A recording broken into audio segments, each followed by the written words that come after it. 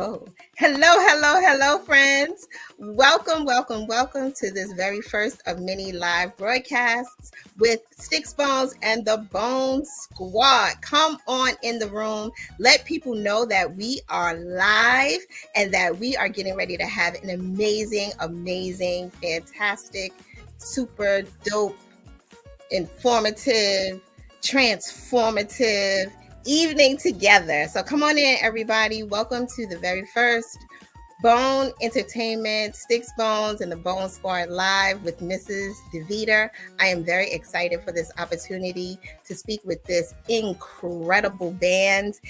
You're going to have an opportunity to ask the band questions. So please put your questions in the comment section and we will answer as many as possible. This evening, you're going to be treated to the performance that happened in January at the Cutting Room. It was January 12th and it was fantastic. If you were there, let me know in the comment section that you were in the building and you saw it live and in person. But we're going to replay that this evening. We're also going to give you some behind the scene tips on what goes on when creating an album such as Olympic Soul. Tonight, I am guaranteeing you that you're going to have an amazing time. You're going to have so much fun. You're going to learn some new things and you're going to be engaged with this incredible band. So come on in, everybody. I refuse to start a live until I have some people in the room. So come on in, everybody. Let your friends know that we are live right now.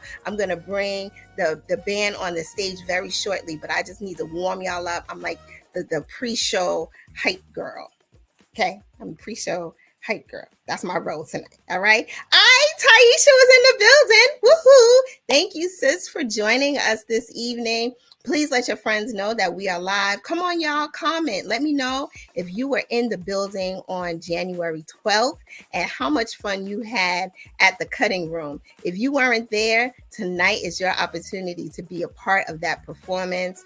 But even more so, you get to ask the audience, the band, some questions. So come on in. Let me know who you are, where you're coming in from. I like to know who I'm chatting with. It's going to be so much fun, but I got to have people in the room before I can get started. For those of you who don't know, the Bone Squad is an amazing group of young men, and they are going to speak with us this evening about their performance at the Cutting Room. But beyond that, they're going to tell us a little bit about who they are, what they do in the music industry when they are not working with the Bone Squad, what they're doing behind the scenes, who they are as men, as husbands, as sons, all that amazing stuff. This is your opportunity. It doesn't come very often that you have an opportunity to speak live with the band and get to learn about who they are, a little bit more about them as individuals. So we want to give you all that opportunity to do so tonight. Like I said, we're going to show a little behind the scenes. I am grateful for all the people who have agreed to help us with this broadcast tonight. One of them is Sam Archer. He is in the background and he is making things happen. So salute to you, Sam. Thank you so much for all that you are doing. Right now, we're going to go ahead and get this show started. I like to be as prompt as possible. So right now, we are going to have the behind the scenes of some of the recording from Olympic Soul. Yeah, whoever's closest to the Juno, just there's a H, M, or L. Just make sure it's on M. Yeah, have the box charging my gimbal. Gimbal, okay. So here, do me a favor. Plug that light up. Should be a U. I think it's a USB-C. Check. I believe it is. Yeah, we do have another outlet. Is using all the ones in there? It has to be inside there. Stix Bones, There was two. the man with the plan. One, but I think he's using another. He's using another one. Brisbane, holding down the bottom foundation. So we're just gonna just. I'll go around. I'll wipe out. So The multi-talented Sean Taylor. Tom, you got it? Maestro here.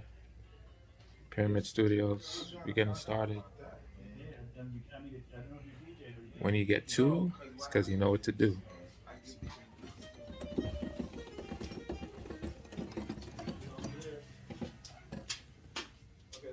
Got some sound. So that's just your, is that your bottom?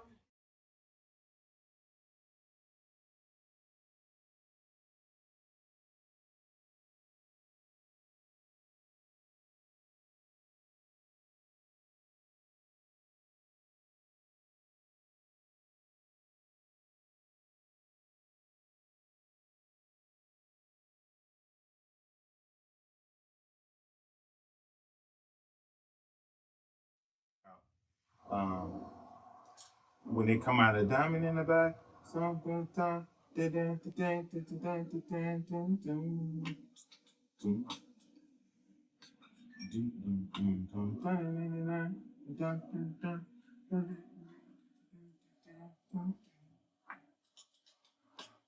I wanted to kind of do transition to a different key with Diamond in the back, Diamond in the back, and then we go into this vamp where, you know, that vamp out.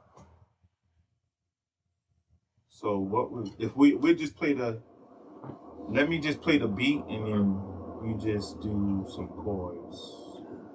So you can count bars. I'm just playing the 2 notes until it's time to change the position. That's all I'm gonna do about this. So we'll do four bars out of just the rhythm, and then I'll start the count for the 40s for when he should be singing.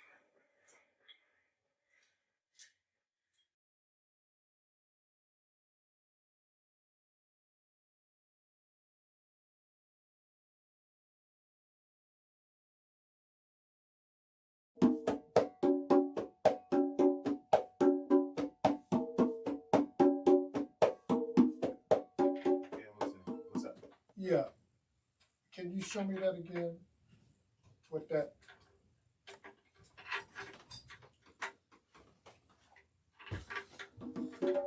Okay.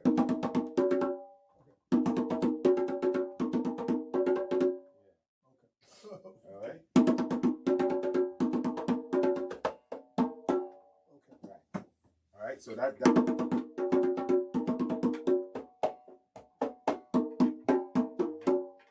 One way, or you can do just a and then go into it, depending on how your wrist is feeling.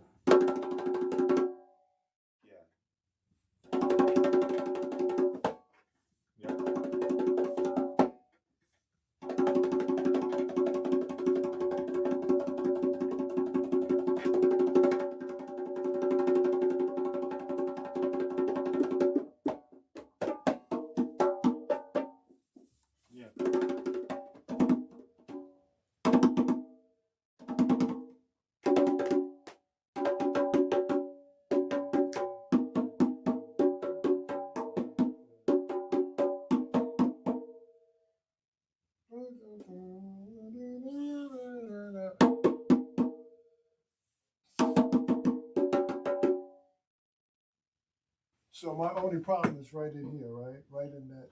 Yeah. Right. Yeah, because for some reason you stop thinking. Just be creative, man. Paint the color. All right. All right. Here we go from the tippy. Quiet on the sit-at. Let's make a record.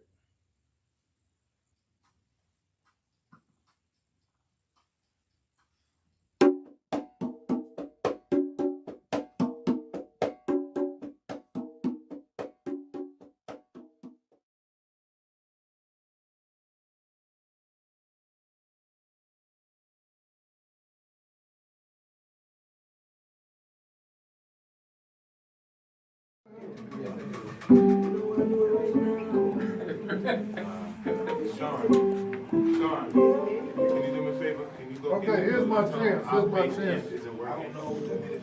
Round the ground. We run the ground. Hey man, nobody listening. I'm listening. Down here on the ground. In key, Bob. Now do it in key. Down here on the ground. Hold up the keys for him so they can pick one. Bob Beamon in concert. Thank you, ladies and gentlemen. Live in concert, February 30th. I will be here. I will be here.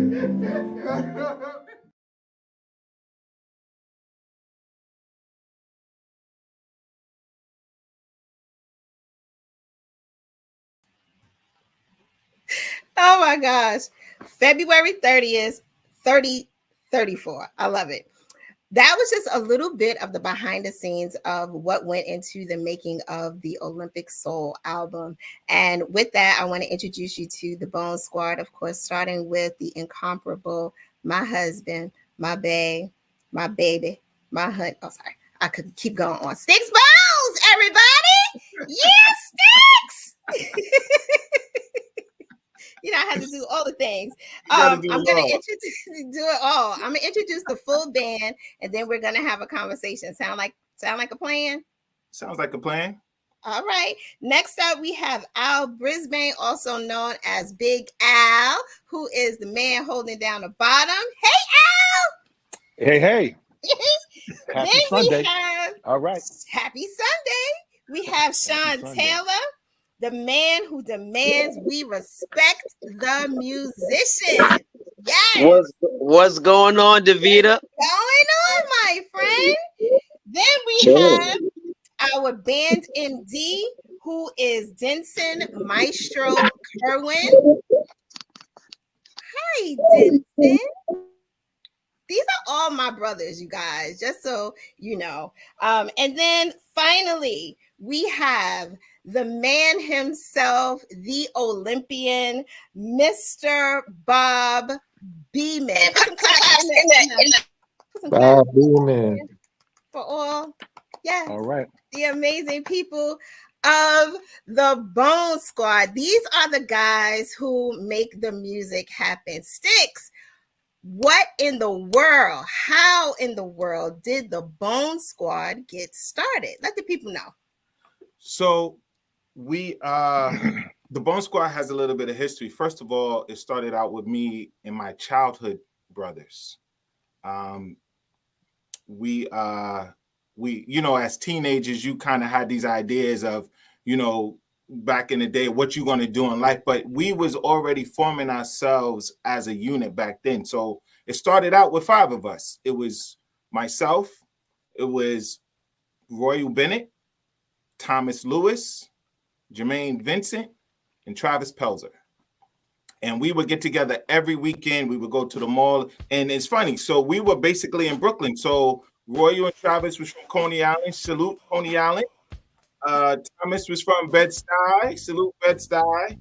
Jermaine and myself was from East New York. So we were all Brooklynites coming together to bring this together and do this whole situation as kids. Like, one had a position. One was the electrician technician. He was able to fix anything we need electronically, you know, to fix. The other one, Royal, he was our barber. So we made sure we look fresh, we look clean, we look dap, you know. Thomas, he was all about security. So he wanted to make sure we were safe. Travis was another MC. He was one of the MCs that was up and coming. And then myself, I was in the band. I was the musician. I was holding down the music. And, you know, at 16, 17, and 18, you have this group with this unit. And then life kicks in. Your mother's like, you got to get a job. So we as the Bone Squad had to become these men. And it was like, well, hey, look, I meet you where I meet you. But thank God for me, I was able to go to school for music, get a bachelor's degree in music. And I promised them, I said, as long as I'm breathing, the Bone Squad will always live. I love that. And that led to me keeping the dream alive all these years. Me and the brothers were still doing our thing. Thomas became a sergeant for school safety, still doing security. Roy started out cutting hair, but then he went on to do other things. Travis started working for Tommy Boy Records for a little bit, and then he went on to do other things. And our brother Jermaine worked in a warehouse factory up until his gone too soon passing at the age of 43. Jermaine Vincent passed on. And, you know, we salute to him. This is the legacy of what we all built together. And that transpired from me just dreaming with them. And the love I have for the men that I asked to perform with me. These men are now who you see before you as the Brothers of Noble Excellence Band. I love it. So BONE is an acronym for those of you who don't know, haven't heard this before. BONE is an acronym, and it means Brothers of Noble Excellence. Now, one of the brothers on the screen tonight is Big Al, and I put you guys in this particular order because I felt like it was best fitting to share your story of how you became a member of the BONE Squad. So I'm going to let Big Al tell us how he became a member of the BONE Squad. Okay, well, Stix and I met on a gig, and we've known each other for years. I went and did my own thing. I was, excuse me, I was traveling. I did a lot of international touring, and Stix, you know, I was home and Stix approached me about doing the BONE Squad. We ended up playing for an artist. I can't remember his name, but we played for an artist and we worked out of a studio on 30th Street. Shortly after that, we did the first recording. And the rest is history. We did the first recording. I love the music. I love Stix as a brother, what he stands for. And that was a no-brainer for me. He means what he says, you know. He's honest. He writes good, clean music. And I have to say, everyone that's come in the band, especially what we have right now, the current unit, brothers are solid men. I love that. Outside of I'm not even talking about musicianship, but because they are all of that. But when you have a group of guys, a group of musicians where the relationship goes far beyond the bandstand, that's one of the things that attracted me to, you know, it was a no-brainer because I watched how Stix moved. And all of us have our own stories about different things that have happened in the business. And I could say, you know, without a question, he is consistent. He's consistent as a man. He's consistent as an artist. And I love him and I love my brothers. Oh, that's beautiful. I love that, Al. Thank you so much for sharing. Now, Al is one of the, yeah, I told y'all, this is my husband. Stix is my husband. So I can attest to everything that Al said about the meeting and when they started playing together and all that stuff. I've seen the highs and the lows. I've seen the successes and the failures. I've seen the excitement and the disappointment. But Al has been consistently with Stix for, oh my God, over 15 years. It's been a long time, y'all. It's been a long time. And I'll go first, and I want to go to the newest member of the BONE Squad, and that's Brother Sean, my good friend, my shining star. Sean, tell us how you became a member of the BONE Squad. I remember the first time I met you, but tell the audience. Well, it is now 2024, and we're going over 3 years, or just about 3 years now. Back during the pandemic, 2021, about early 2021. I believe that Stix was working with I don't want to butcher the name, but either another horn player or whatnot. And for whatever reason, you know, they were unable to continue working on something of that sort. Nonetheless, Densen, affectionately known as Meistro, that's my bro. You know, we go way back from high school. We both went to LaGuardia High School together. And yeah, he called me one day. You know, normally we call to talk about basketball or to go play basketball. But he called me this time around and he was like, hey, man, I definitely I want to talk to you about a great opportunity. I think that you'd be a great fit for a band that I'm the MD for.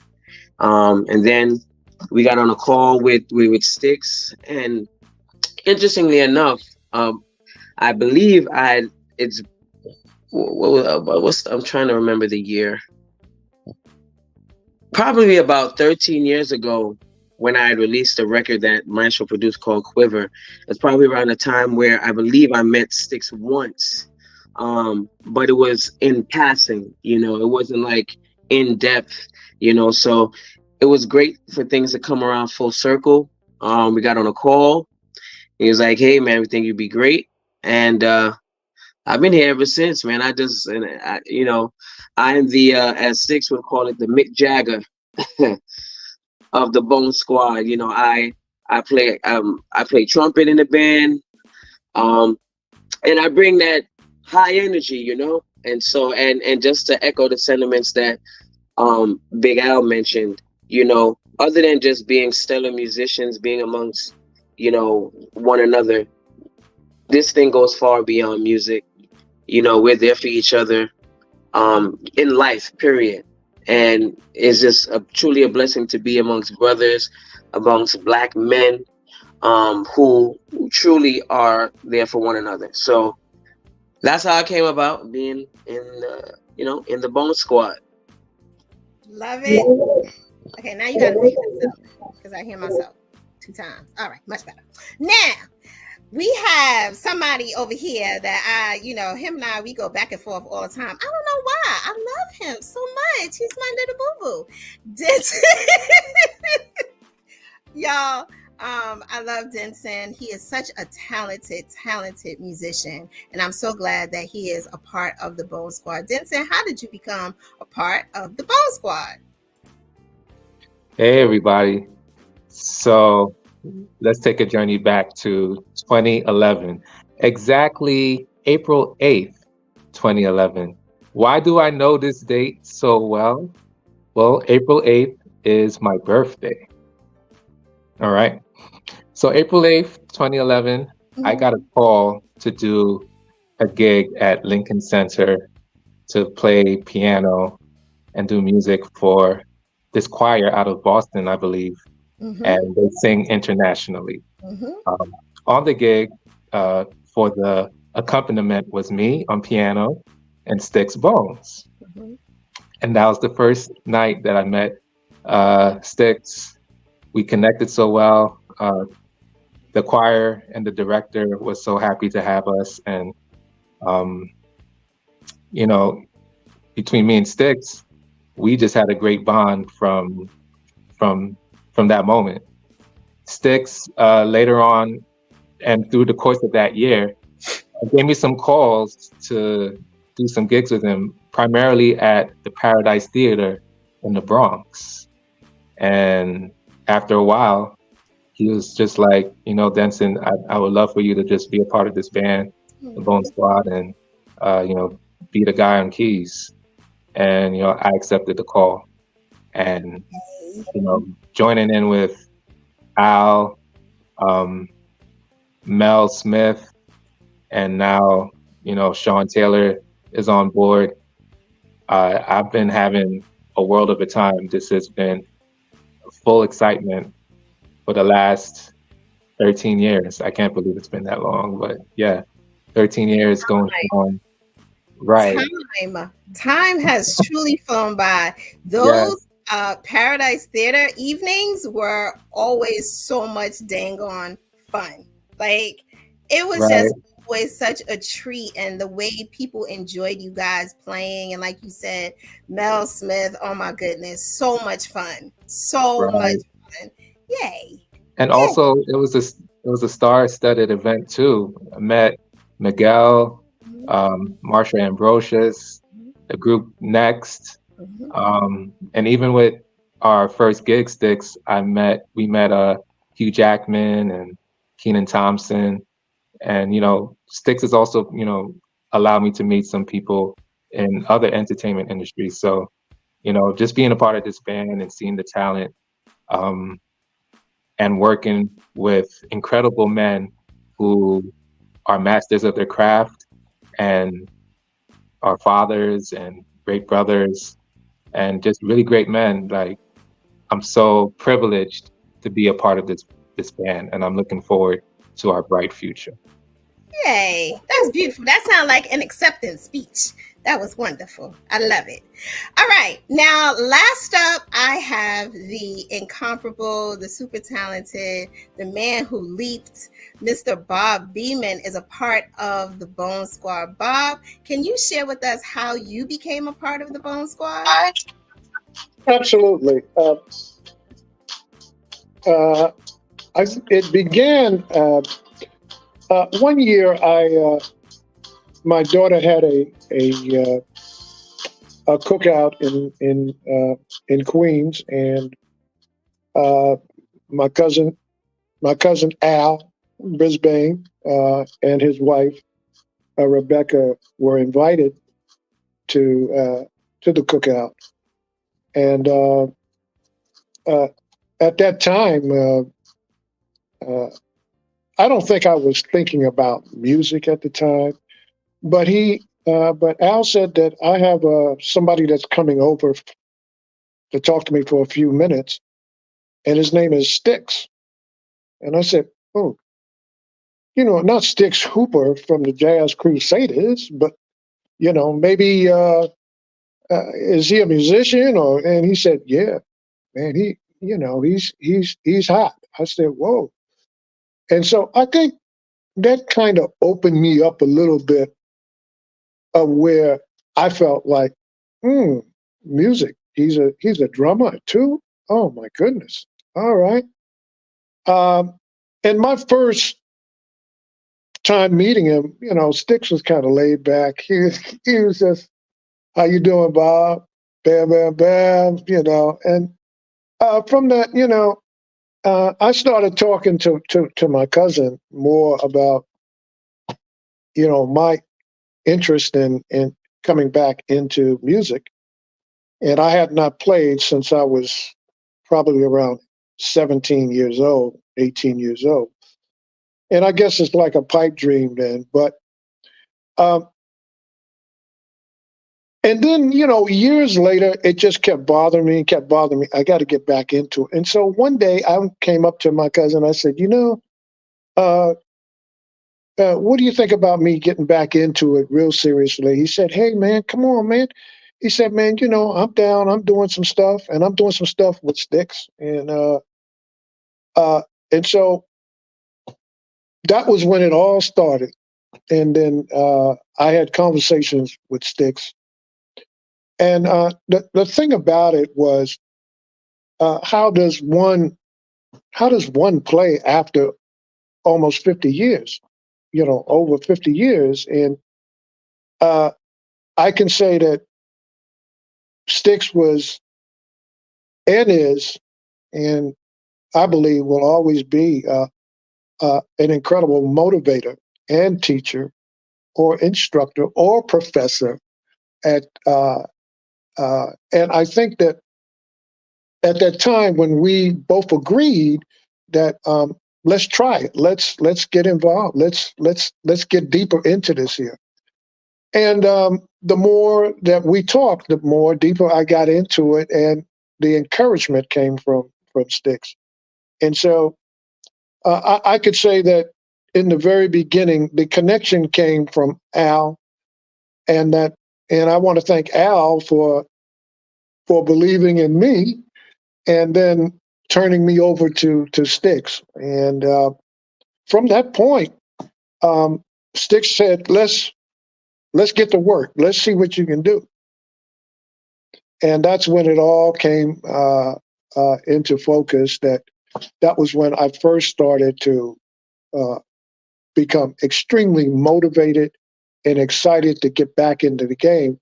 But if it wasn't for Stix's unique way of getting someone motivated and not taking anything away from what he has done, but adding on to what we needed to add on to move forward, I say he was a great teacher and a great person. But also, I see him as a great father and a great leader in his family.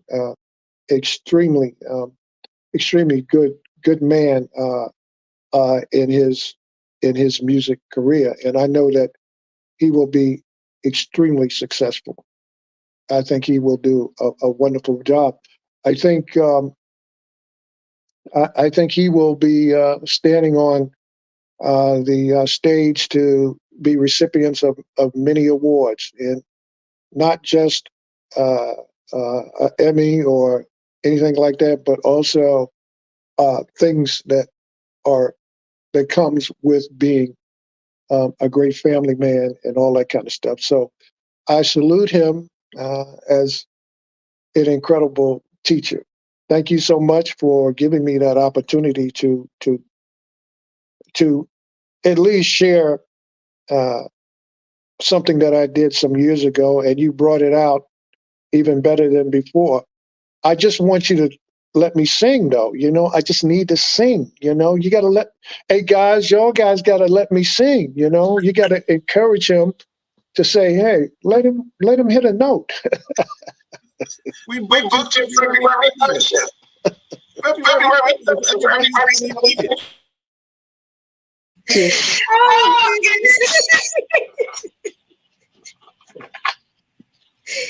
thank you so much, Bob, for those kind words. All of you guys, actually, this makes Stix very uncomfortable. He, as much as he enjoys playing the drums and being in the spotlight on the stage, this kind of attention is definitely not something that he likes. So I am thankful to you all for letting him hear your hearts tonight. I appreciate that. And I know, that it's making him super happy. Now, we've talked a lot. It's time for some music. Y'all ready for some music? I'm ready. I'm ready for some music.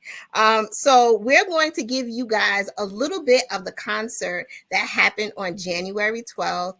It was at the Cutting Room. It was amazing. Like I said before, if you were in the room, please make sure that you let us know in the comments section so that we can shout you guys out later. But Sam, right now, we're going to take them to the medley from January 12th.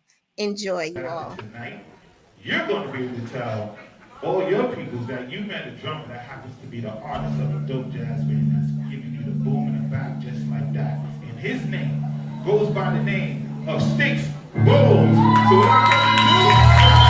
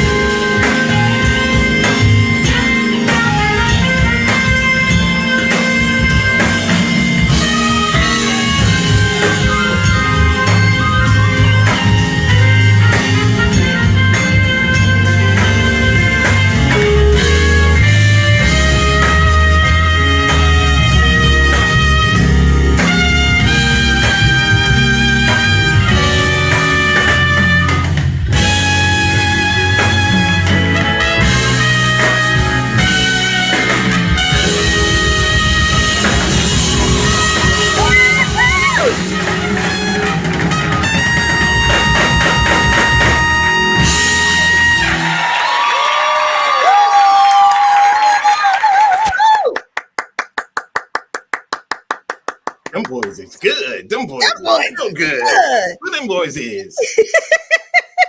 I love hearing you guys play live. It is amazing. It's electrifying.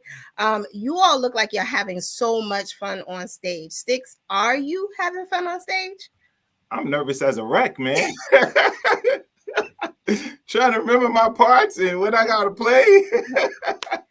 So what is your process? So I know we saw at the beginning, for those of you who are just joining us, welcome.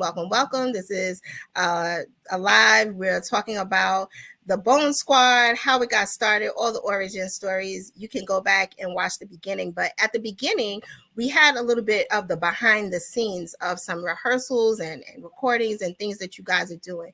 What goes into the process of going from the box, which I'd love for you to share what the box is for everyone. What goes into being in the box to being on a stage like the Cutting Room? The box is the, I want to say, wow, it's a word I'm searching for. But the box is the legacy of a group called Something Different. And Something Different is I'm blessed to be around a lot of brothers.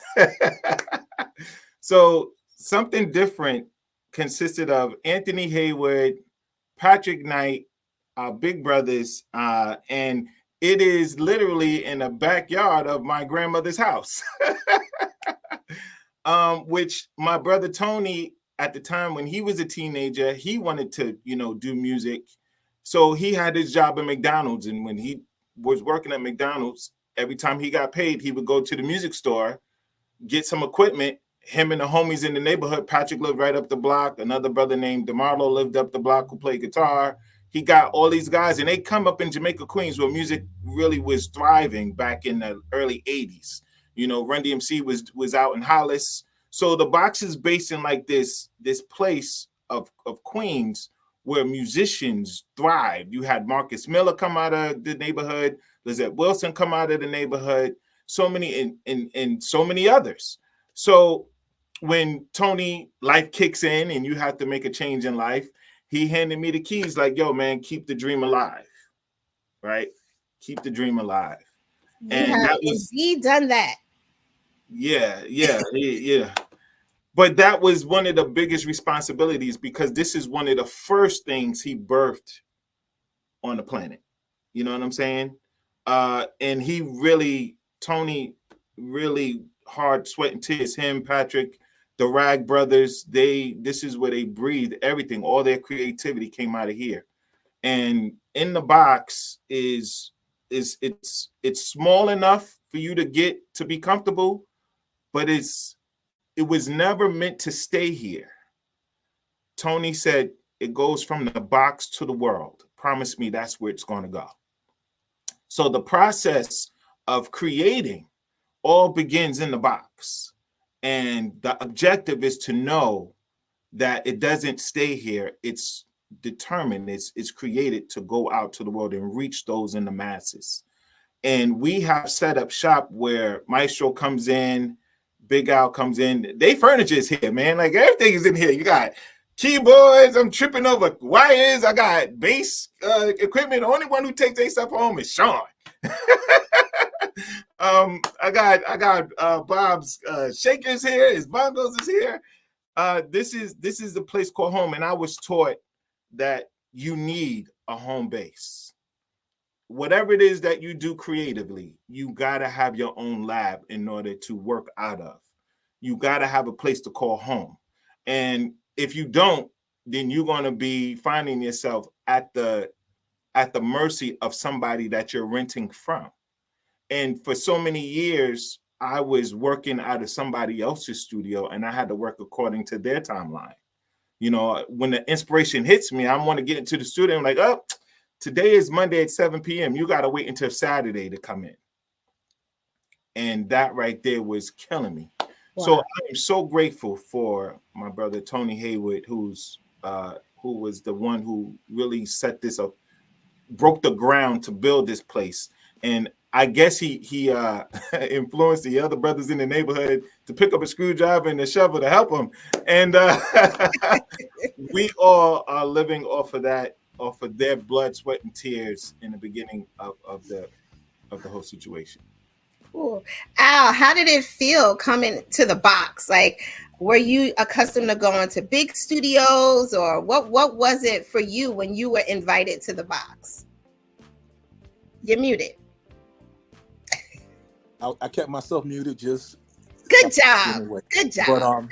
But well, I've done both. I've done really large studios, getting ready to go out on a tour, something middle, everything between. But when you walk into the box, you automatically feel welcome. It's a vibe in there, and that vibe is it's a safe space. So if it's a safe space, it's pure.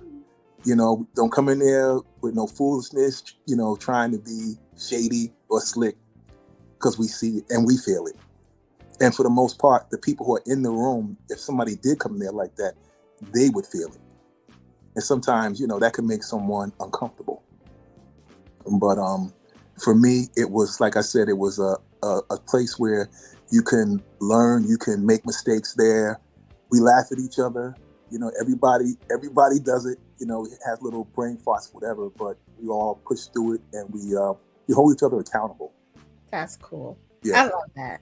That's so important, especially for men, you know, working together and trying to build something together and being accountable to one another. And that's what I see in the Bone Squad. Densen, how was it for you being a part of the box, coming into the box? Well, it was definitely something different.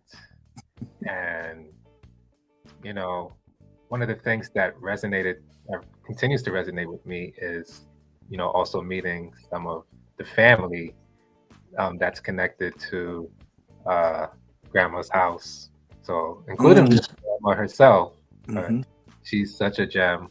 And, man, and, you know, being there with Stix and working on the music and putting arrangements together, it's like we feel like mad scientists in a lab, but you know, we're doing music, and music is the thing that invokes all the emotions. It helps us get through the day.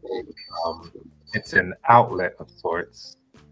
So, you know, to echo Al's point, it is a place of safety, but it's an outlet, certainly for me, and I appreciate that space and being there with the fellas. Really cool. So I want to talk a little bit about the clip that we just watched, the performance. Sean dropped off and I was waiting for him to come back. So now that you're back, Sean, there's a part in the songs. So first of all, Stix, can you keep going again? Stix, tell me the songs that you guys were playing in that medley. So in that medley, that was songs from various singles that we've done.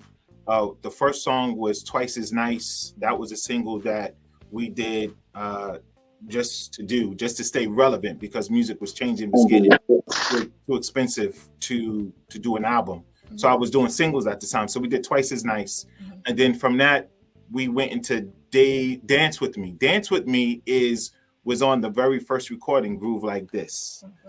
And Groove Like This was, man, I didn't know what I was doing. That was almost 20 years ago, right? Yeah. But that record was inspired by Ray Chu.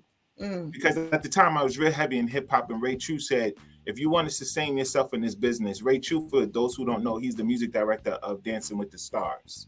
Me and him, at the time, he was the music director for Showtime at the Apollo.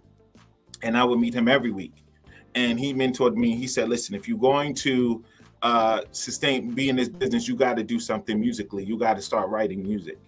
And that's what's going to keep you here.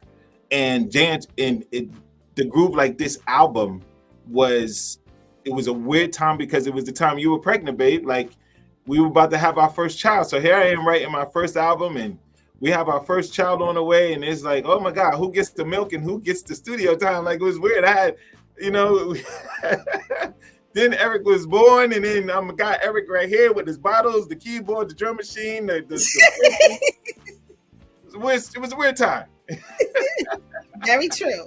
It was a weird time. So, but Dance With Me came off that groove, like this album, which I'm very proud of. And then after that, we went into Days With You.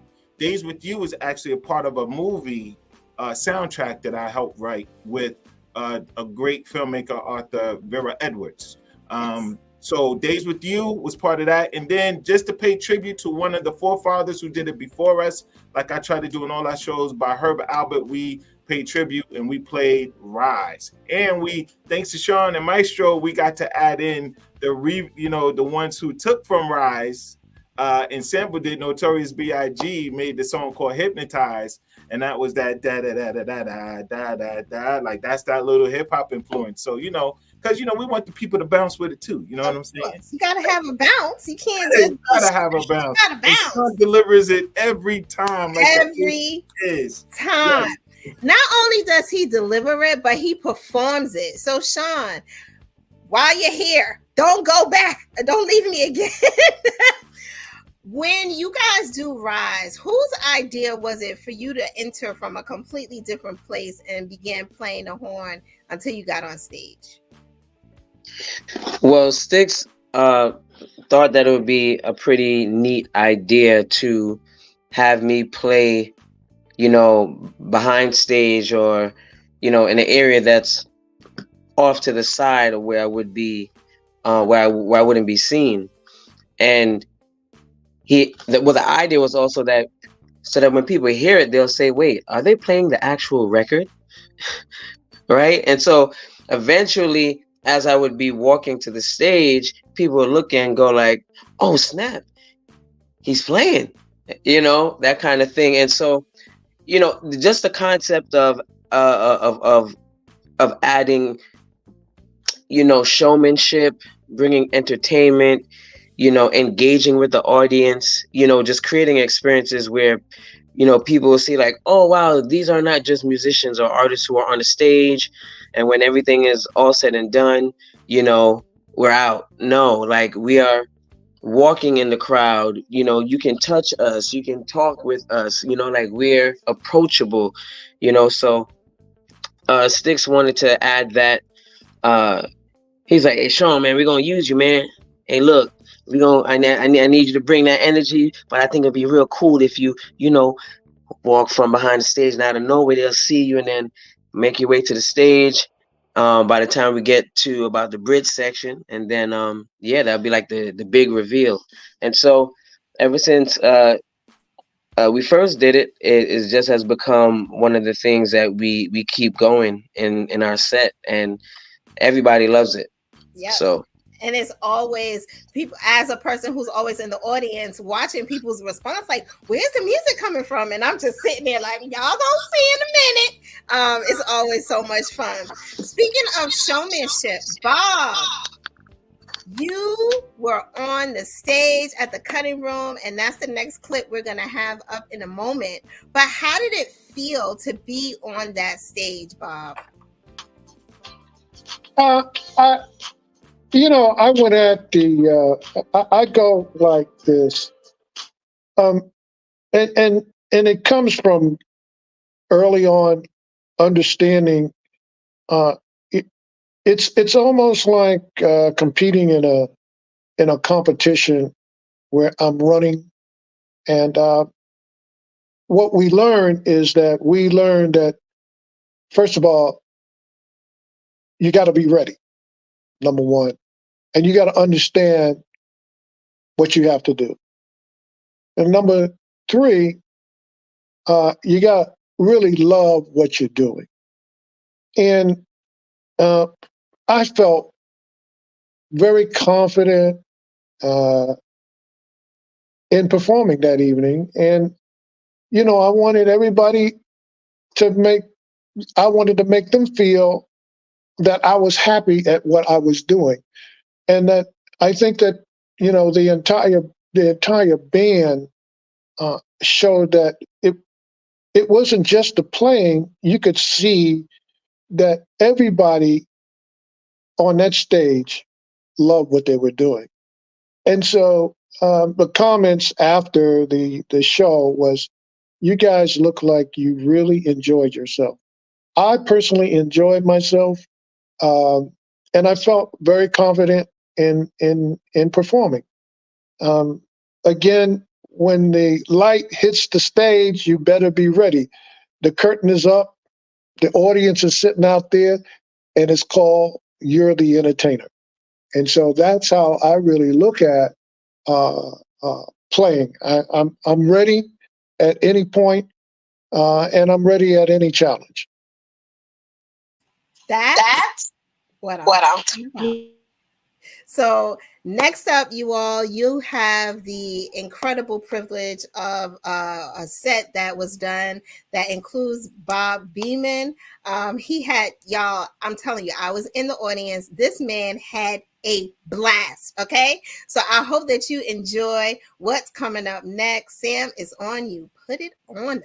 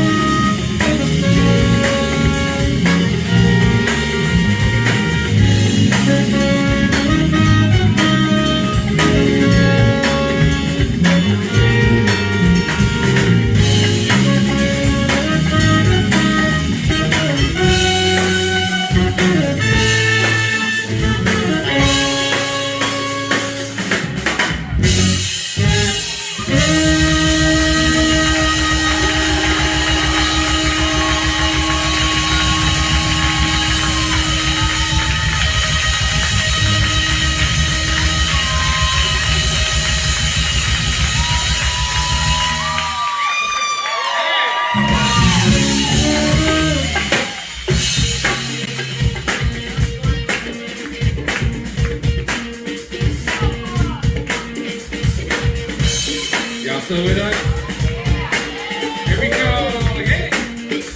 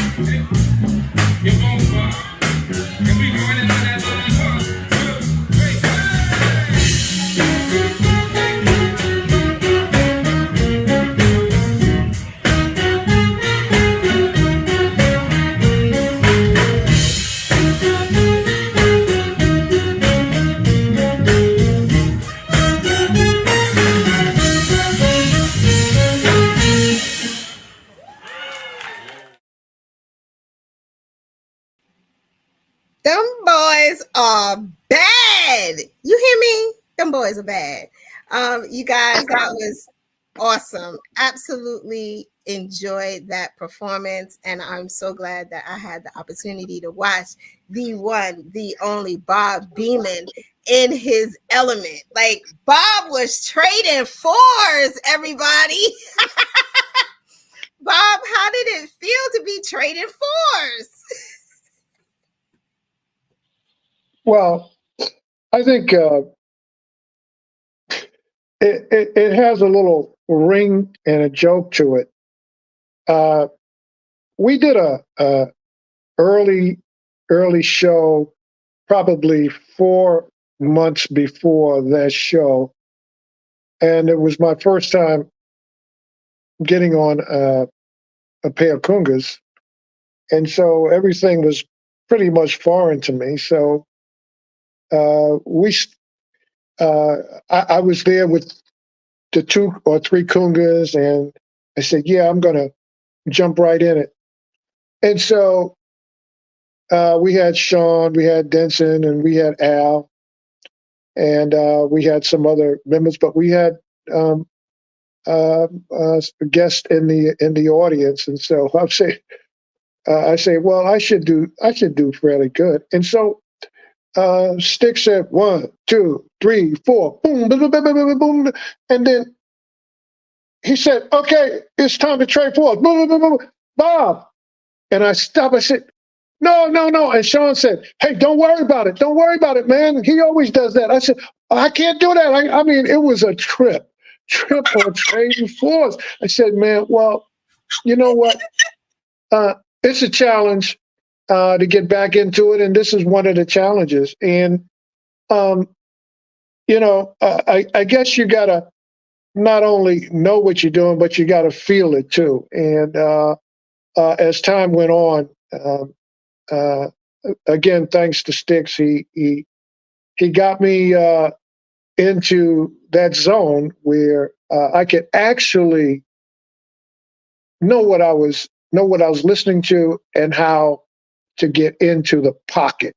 And so I was truly blessed that I had that night where I would come back and even show Sean that I could do fours. I could trade fours because Sean said, "Don't worry about it." When I first did, I was like, whoa, man, young guys is asking for too much from me, But that's all in part of the challenge in life. Life is sort of, let's see what you can do. And if you and when you say you can do something, let's see what you can do. Don't let's not talk. Let's show me what you can do. And that's been the way that Stix rolls with me. Come on, let me show you this. Let me see you can do it. Come on, let's go. Let's hit it.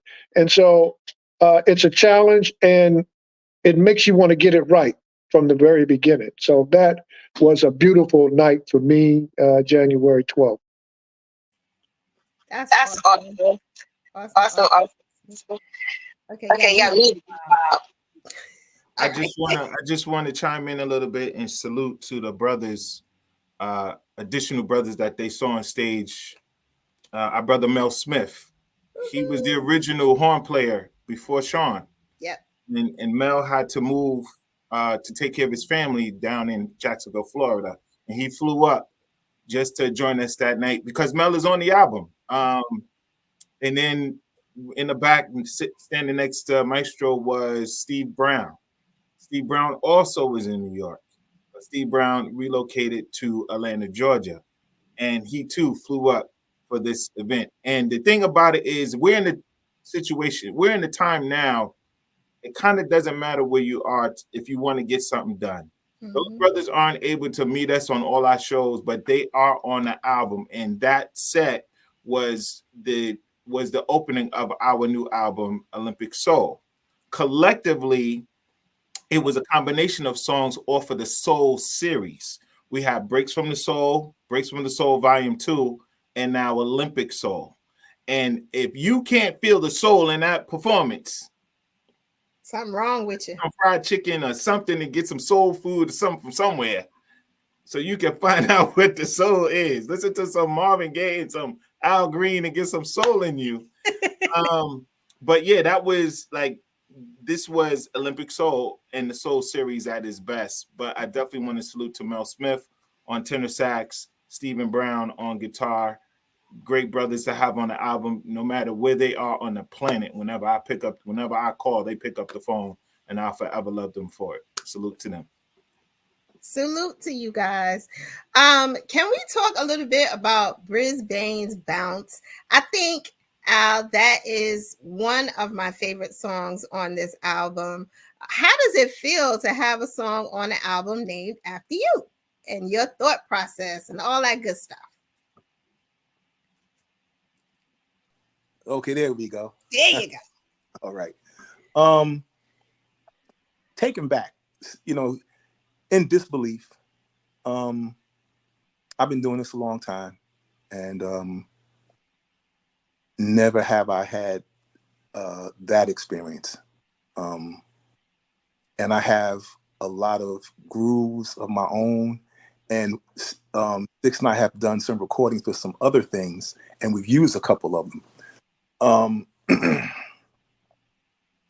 And to play it and to hear Brisbane's Bounce, to look at it on the CD, they say Brisbane's Bounce.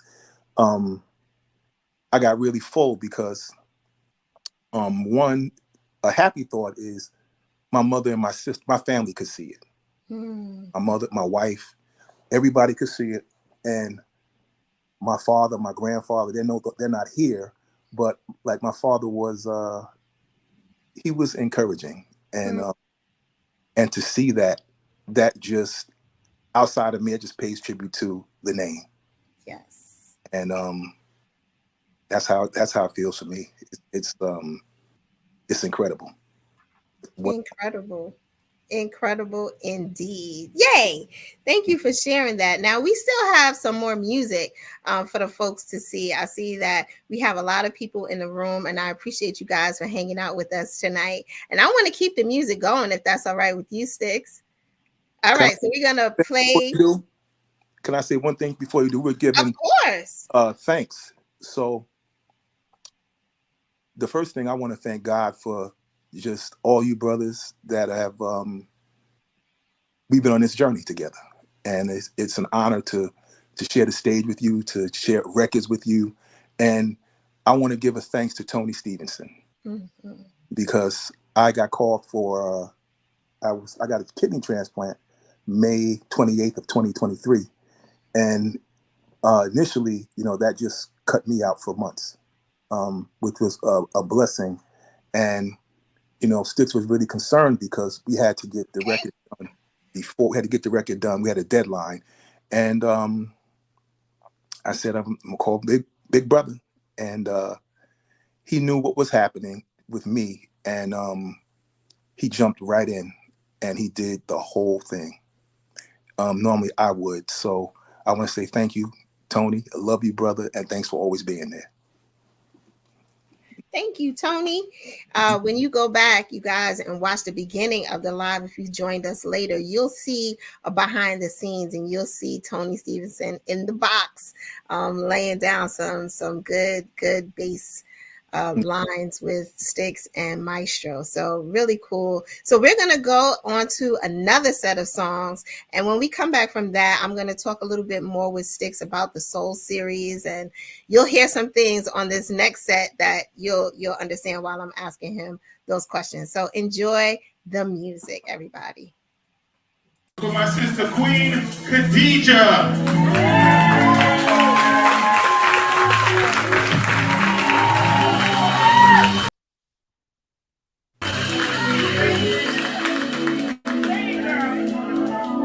I need that applause again.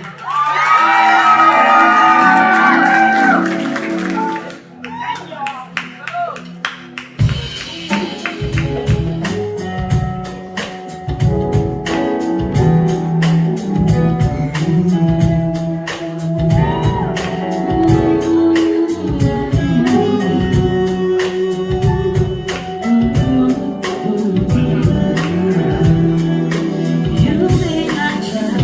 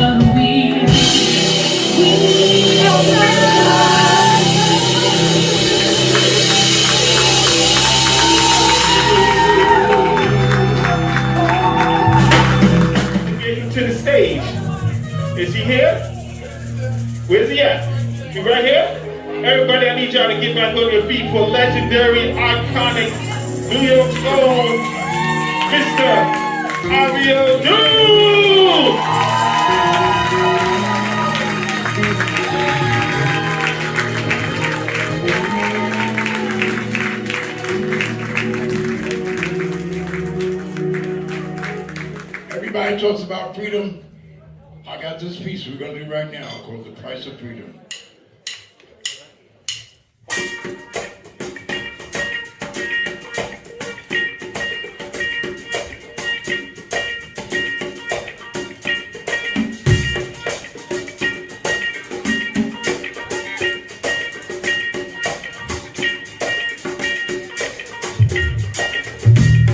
Freedom is much too expensive for anyone to buy, and yet there are many who always try.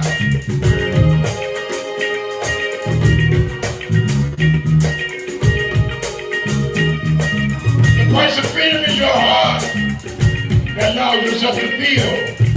The price of freedom is your soul that no one could ever steal. The price of freedom is your love that you receive and you share. The price of freedom can't be measured. It's as open as your hand. There's no monetary value in what freedom is all about. Sometimes freedom is off the blood. Sometimes freedom makes you shout. There's no monetary value as to what freedom is all about. Sometimes freedom is a whisper. Sometimes freedom is a shout. Anything with a price becomes a material sacrifice. Freedom becomes a debt that's never paid. Freedom is natural. Do not forget. It only requires the commitment you made. Price of freedom. The price of freedom. Price of freedom. Price of freedom. Price of freedom. Price of freedom. The price of freedom. Price of freedom. Bring it down. We're all born free, and the price tag on our souls. To live life of freedom means that within yourself you're in control. To do what you desire doesn't mean you are free. To face the flames and deal with the fire and recover naturally. The price of freedom is not a price, but a way of life. To live with faith and much less strife. The price of freedom can't be yours. I have experienced how it's done.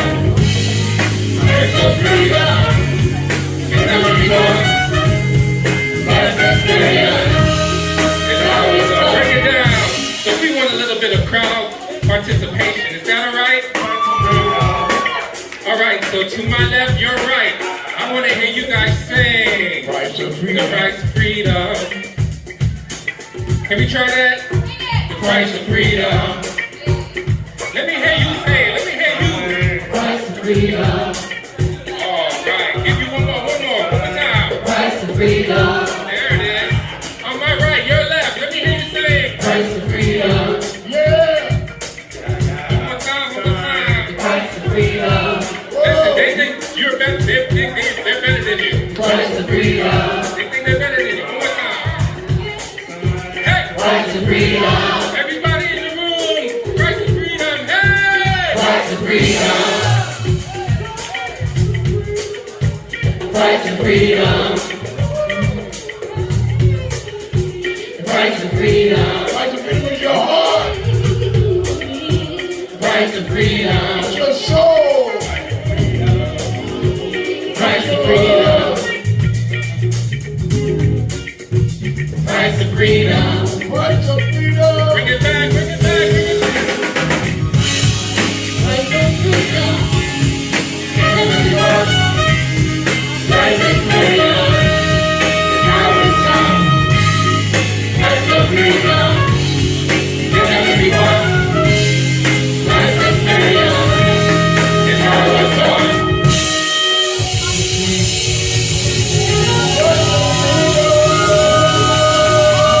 Give it up for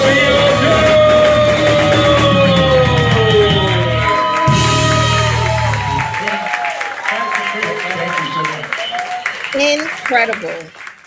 Incredible. So my first question is for you, Stix. Well, actually, nope. My first question is for Densen. When Stix told you that he wanted to do Be Thankful, what was your first response? My first response was, yes, we get to do a cover. And I love the originals, but there's something special about when you do songs that, you know, that have already paved the way and can connect to people in a way that's already, you know, within them for the music that they've been listening to for a while. Here's now the Bone Squad's interpretation of this record.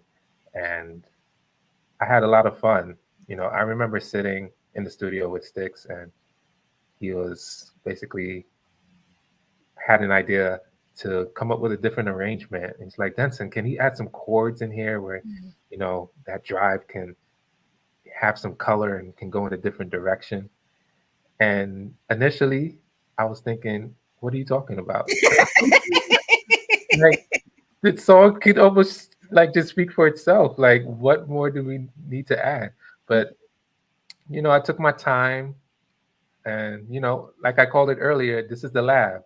So I said, let me put something together while we're here in the lab. I came up with a small chord progression that I thought would really change the perspective, but still pay homage and not take away from the song. And I believe it came out great, and I love what we did with that. It did. It's an excellent song, sung by Khadijah, who is a wonderful artist. I'm sorry that she wasn't able to join us tonight, but she's an incredible artist, beautiful vocalist, and she definitely added, her stank on the song. Stix, why did you decide to have vocals on this soul album? This album had to do a little bit more than just bridge the gap between jazz and hip hop like the first two soul records did. This one spoke to me because the real influence of Olympic soul is Bob Beamon. Mm-hmm. It had to relate to a period in time when he was at his thriving best. Just coming out of the Olympic Games, this is what the people, was about. They were thankful for what they had. Like, it was a struggle in the 70s to a degree for some folks. And I wanted to bring that period back in today's time, just to remind people, what Bob is still standing as a champion, and you can too. Mm. Are you a Beamon-esque? You know what I'm saying? And that was the thriving of putting vocals on this particular project. And in connection with one of my career did not start out playing in a band. My career started playing with poets. Mm-hmm. I traveled this country. I traveled Europe with poets. And when Bob said, hey, I got this friend I grew up with named Abio Dune, I was like, what? He was like, yeah. I was like, what? How does it? And I haven't seen Abio Dune in so long. And Bob kind of just reconnected us after so many years of me not being distanced from him and from the poetry scene. Mm-hmm. So when we spoke about that, I was like, man, I got to put him on this record. And Price of Freedom is something I wrote back in the 90s when we were in college, because I saw how much I wasn't free in college. I had to pay for everything, man. I was like, Jesus, man, why is everything? So I got to pay for everything? Once again, no help, how to get a job. What's going on here?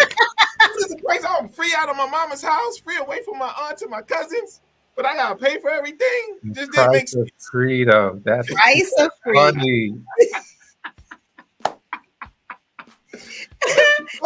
So yep. I spoke that to Abio Dune, and he pulled out the magical pen and ran with it, with this great poem. And it's really something, again, thanks to Bob Beamon, his life, his legacy, and all that he stood for and stand for to this day as a champion. And with those two, with him and Khadijah. Khadijah, if y'all don't know, she's the singer on Jay-Z's record, Ain't No Nigga. If y'all, that's the name of the record. I'm sorry. She sung with Salt and Pepper. She sung with Melvin Smith, and she's a dear friend. We worked with her once, the Bone Squad, me, Al, and Maestro, when we did during the pandemic.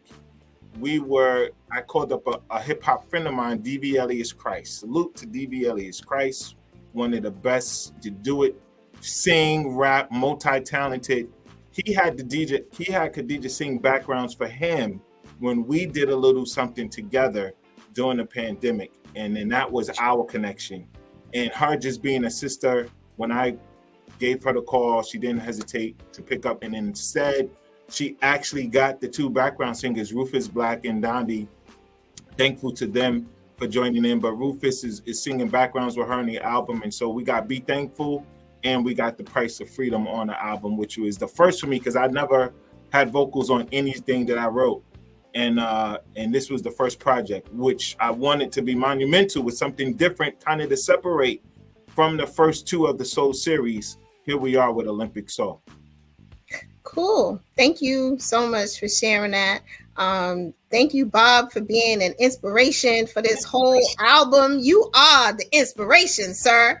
We have more music, you all. I want to keep the music going. I don't want to wear people out by us talking, but I definitely want to hear, your inspiration behind it. So when we come back from the next two songs, I want you guys to have in mind, what was your favorite song to play on Olympic Soul? So when we come back from this video clip, I want you all to tell me your favorite song from Olympic Soul. Sam? 2, 3, hey!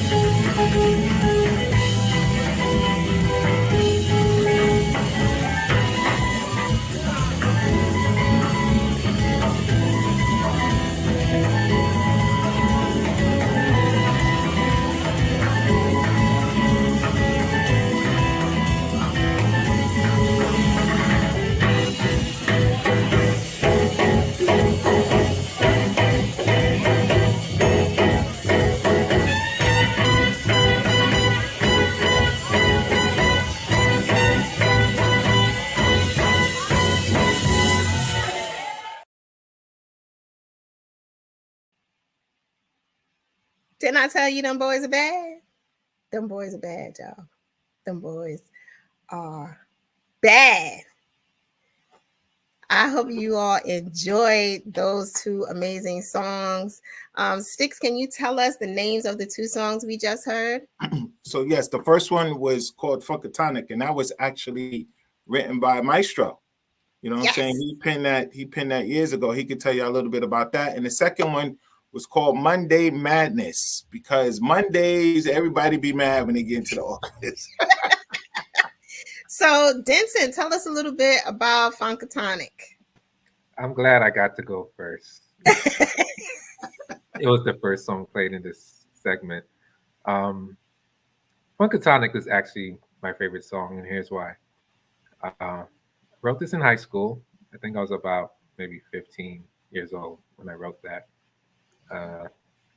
And my intro to producing and songwriting and putting songs together came from, my dad bought me a keyboard, Chord Trinity, and I would do my songwriting and like instrumental mixes and beats, as they would say, and create my music in that form. And I came up with Funkatonic. Try to make something that was really funky, something reminiscent of some of my heroes like Quincy Jones and Stevie Wonder and people of that nature.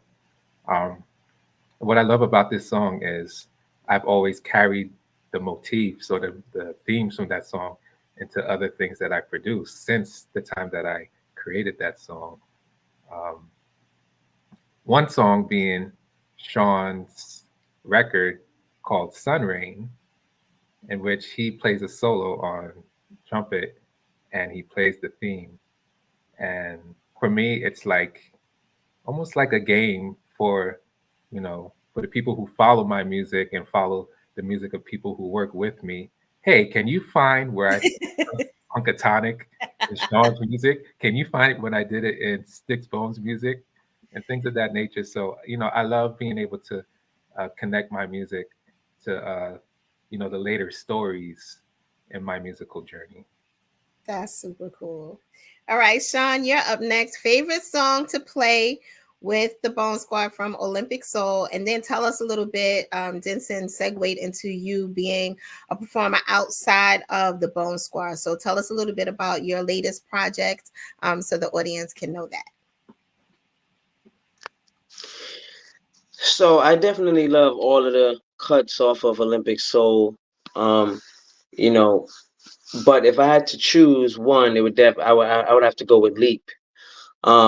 Leap is my favorite to perform. One, simply because, not only because of the inspiration behind the man, the myth, the legend, Bob Beamon, who made the world famous leap, many moons ago, that still stands to this day. So the story behind it is impactful. And so people love a great story, and then musically it connects to that story, because there are many skips and jumps and leaps all throughout the record. It's definitely horn heavy, and as I have shared with my brothers while we always build in the box, after we rehearse for hours, we usually have like a powwow, and we just chop it up, talk about the music, and I say, like, I would say, like, Stix, man, this record right here this ain't jazz, man. This is like, this is just this is like world music. It's like, it's pop, man. It's like, it's jazz, it's funk, it's hip hop. It has so many elements that it just feels so good. So Leap is that record that really does it for me, not just from the musical aspect, but it's definitely fun to perform and it gets people dancing. Sorry. And then, as a segue, as you asked, speaking of dancing, so as a performer myself, You know, I've been performing for many years, and so being a part uh, of the Bone Squad has reignited my fire, I should say, for my musicianship, staying sharp, not only as a vocalist, as a trumpeter, but just overall in being a performer, being always readily prepared, always staying ready, so I don't have to get ready. And recently, I dropped an EP entitled "It's Just a Vibe," and I truly believe that nothing happens, you know, by chance. You know, just like as I was describing, you know, Leap and how it transcends musical genres. It just feels good. It's just good music. In the same way, something that I've been championing is, you know, it's just a vibe. Well, what kind of music is it? Is it dance hall? Is it reggae? Is it, you know, is it hip hop? Hey, look, man, like I'm trying to get away from all these boxes, man. Just enjoy the music, you know.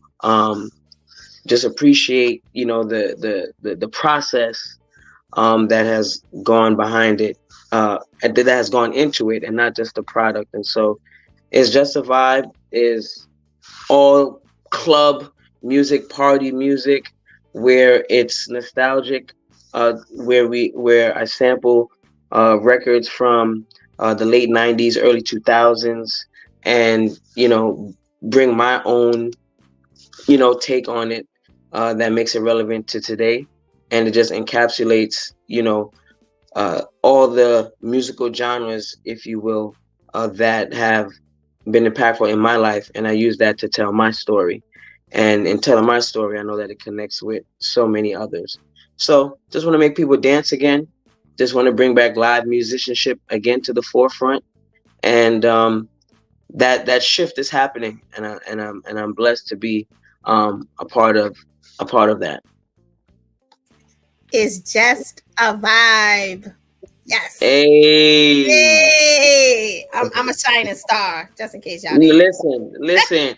Davida, you did good.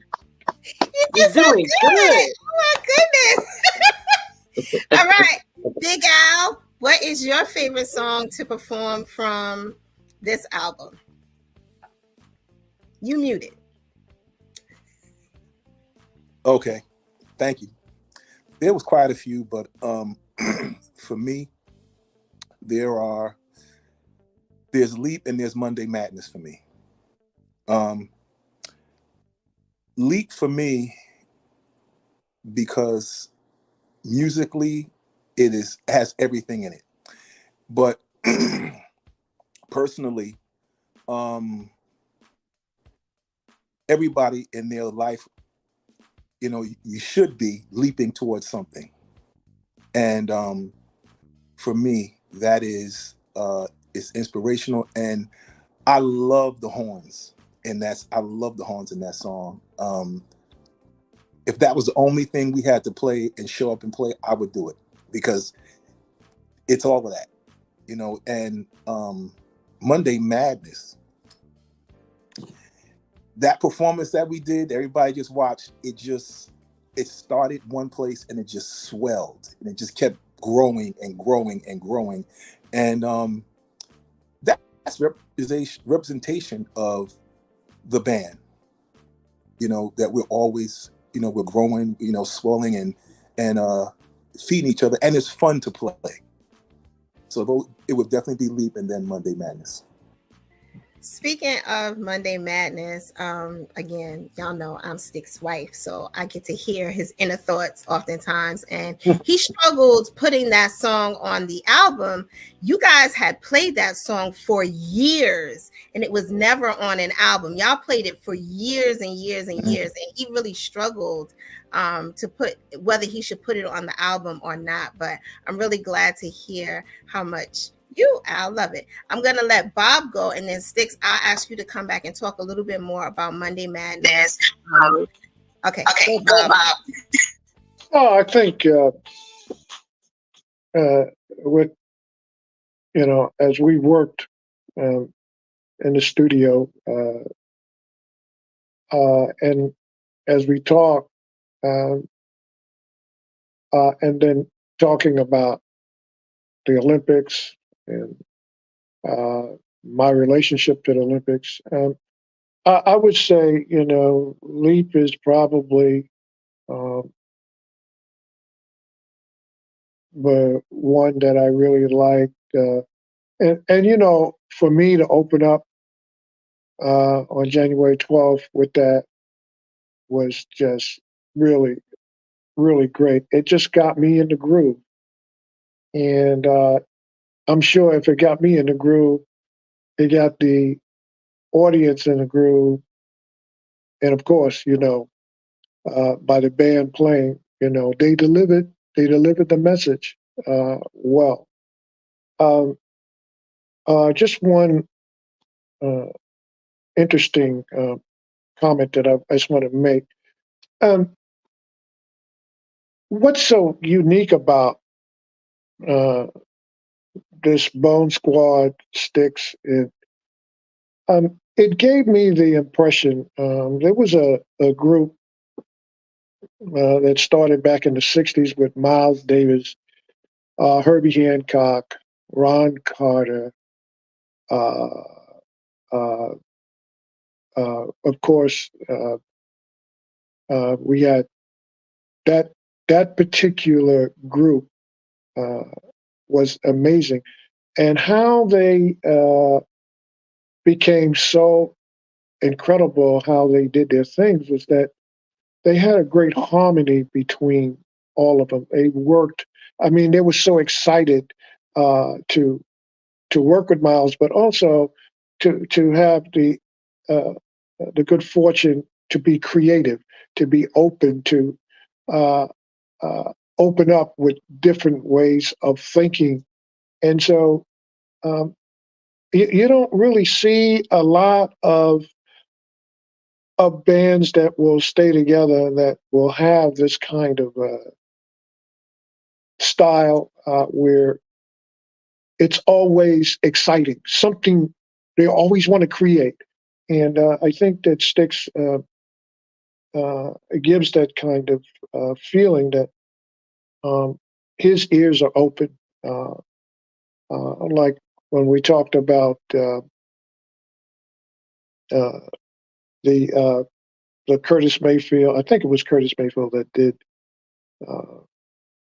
the song, and I think that it was a tremendous night that night where he gave all of us the opportunity to be creative and to open up with such force that it people still call me and they're still excited about when is your next gig. And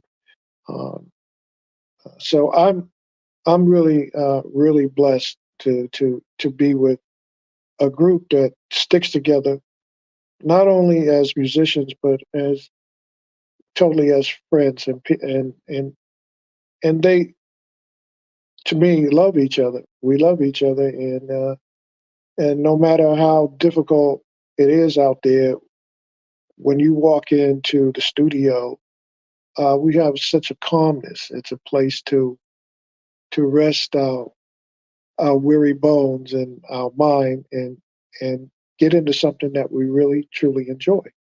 And so, again, I am really blessed that he thought about Leap as something associated with me. Thank you, Stix. Yeah, Yeah, good. good. Okay, Okay, yeah, got me. thank you. So, Stix, before we show our final clip for the evening, I just wanted to ask you to talk a little bit about Monday Madness and why you struggled, trying to figure out whether you wanted to put it on the album or not. So Monday Madness is the first song out of all the records I've ever written where I take a solo. Any of the other songs in the catalog, there's no drum solos. And I purposely did not play solos because my format was groove. If you're in your car if you're at work, I didn't think you hearing clap, clap, blah, blah, blah, blah, blah, you know, was you'd be you'd be distracted. So I didn't want to do that. I just wanted you to groove. I wanted you to be able to be in your vibe, whatever you was doing around the house. I didn't want nothing that just distract you. But this one spoke in a sense where Bob had something to say. And whenever I had to let that voice speak, and that was what won it over to place it on the album. Aside from us playing it for so many years, I'm like, somebody might steal our song. They got to know it's from us. I thought it was time to, with Bob being on it with me, that helped me say, listen, if it's something that's distracting, you can skip over it, but we're going to talk on this one. And this is the one that stands outside of the series, where, again, there's no other drum solos on any other records. And I admonish any and everybody who are watching and listening, please, when you go back and you listen, pull up a Stix Bones, the Bone Squad, pull up our catalog. It is great music. It is music built for family. It's music built for a good atmosphere. As Sean said, it's just a vibe. Whatever vibe, that cool, calm, collected, just relax after a hard day's work. Our music gives you that. You know what I'm saying? Whatever it is that you listen to music on, you will find us there. Just spell my name right. And you will find us there. But that is the reason why Monday Madness made it onto Olympic Soul, is because I was able to share a voice with Bob Beamon. Awesome. So Sam, we're going to do that final clip, and then Stix is going to come back by himself and tell you guys where the band is going to be this coming weekend. And then we're going to close it out. Thank you all so much for watching this live. I hope I did all right as a host for this amazing band. I had so much fun talking to you guys and learning more about each of you and how you feel about my husband, because we definitely all feel the same way. He is an amazing man, and the opportunity for him to put this band together and to take you guys from the box to the world is really happening, and I'm excited to be a part of it. So Sam, we're going to do this final video, and then we're going to bring it back with Stix alone on the screen, and he's going to close us out. Thanks, everybody.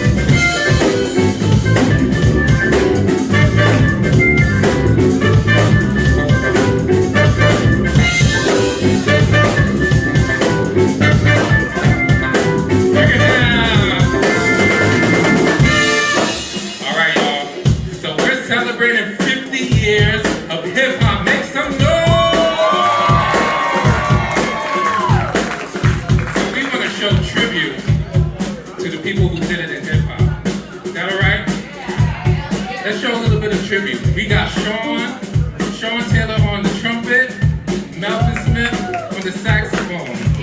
Y'all got something to say to them? I think they played this last night. I don't know. But we gonna find out. Here we go.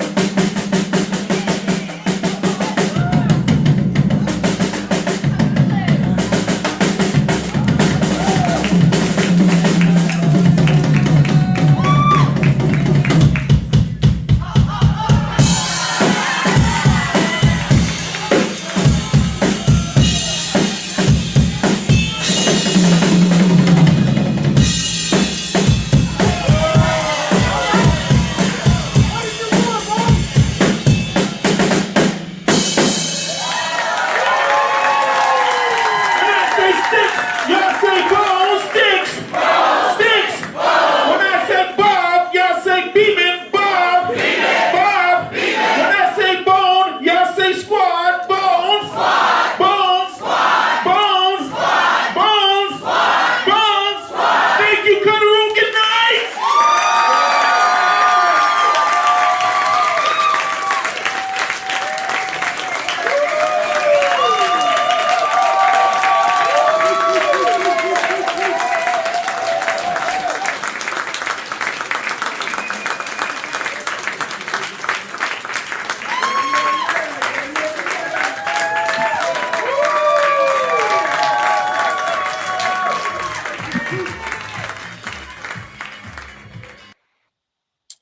Good evening, everybody. I'd like to first salute my wife, Mrs. DeVita, and Sam Archer of samsdigital.net, Musilog Magazine, for hosting this beautiful event for us. I would like to thank, for the Cutting Room, those who were not able to be here but made that happen for us. I would like to thank Ray Schulte of Schulte Sports, Adam Goldstein of Brooklyn Wine Company, Congressman Towns, Carol Green and Redwood Entertainment, World Business Leaders, Patrick Knight and Associates, Ed Tankus over at Blue Plate Radio, 75 Media, Rich Harris, our graphic designer, Who Shot Your Photography, Dana Janae Photography, Nate Archibald, John A. Scott, and Kudos Popcorn. And most of all, I love to thank all of you. Thank you for taking the time out of your busy schedule tonight to hang out with me and the Bone Squad and to get a little bit more about us and what we're bringing to the table. I did not want to just, so many people could not be there that night. We have a lot of things going on in our lives, and whenever there's a date, some of us, there's conflict in schedule. But the one thing y'all can do is take our music home with you. Take our music home with you. Share it with your family and friends. Share it with your coworkers. Jazz music is not something that is popular. We don't get all of the outlets that you see, the TV shows and all of that other stuff.